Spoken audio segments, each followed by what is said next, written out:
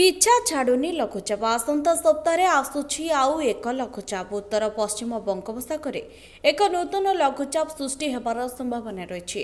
ଏନେଇ ପୂର୍ବାନୁମାନ କରିଛନ୍ତି ଅନ୍ତର୍ଜାତୀୟ ପାଣିପାଗ ବିଜ୍ଞାନୀ ଜାସନ୍ ନିକୋଲସ୍।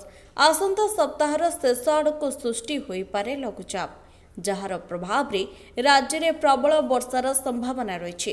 ସେପଟେ ରାଜ୍ୟରେ ଆହୁରି 4 ଦିନ ବର୍ଷା ନେଇ ଆକଳନ କରିଛି ଆଞ୍ଚଳିକ ପାଣିପାଗ ବିଜ୍ଞାନ କେନ୍ଦ୍ର। ଆଜି ପ୍ରବଳ ବର୍ଷା ନେଇ 4 ଜିଲ୍ଲା ନୂଆପଡ଼ା, କଳାହାଣ୍ଡି, ରାୟଗଡ଼ା ଏବଂ ଗଜପତିକୁ ୟେଲୋ ଆଲର୍ଟ ଜାରି କରାଯାଇଛି। ବାକି ସମସ୍ତ ଜିଲ୍ଲାରେ ହାଲୁକାରୁ ମଧ୍ୟମ ଧରଣର ବର୍ଷାର ସମ୍ଭାବନା ରହିଛି। ଆସନ୍ତାକାଲି 5 ଜିଲ୍ଲାରେ ପ୍ରବଳ ବର୍ଷା ହୋଇପାରେ। ଗଞ୍ଜାମ, ଗଜପତି, କେନ୍ଦୁଝର, ସୁନ୍ଦରଗଡ଼ ଏବଂ ମୟୂରଭଞ୍ଜରେ ପ୍ରବଳ ବର୍ଷା ସମ୍ଭାବନା ରହିଛି। ଆସନ୍ତା 11 ତାରିଖ ସକାଳ ପର୍ଯ୍ୟନ୍ତ ରାଜ୍ୟରେ ବର୍ଷା ନେଇ ଚେତାବନୀ ଦିଆଯାଇଛି। ଏହି ସମୟରେ ଘଣ୍ଟା ପ୍ରତି 30ରୁ 40 କିଲୋମିଟର ବେଗରେ ପବନ ବହିପାରେ। କିଛି ଜିଲ୍ଲାରେ ପ୍ରବଳ ବର୍ଷା ଏବଂ କିଛି ଜିଲ୍ଲାରେ ହାଲୁକାରୁ ମଧ୍ୟମ ଧରଣ ବର୍ଷାର ସମ୍ଭାବନାର ଆଶଙ୍କା କରାଯାଇଛି।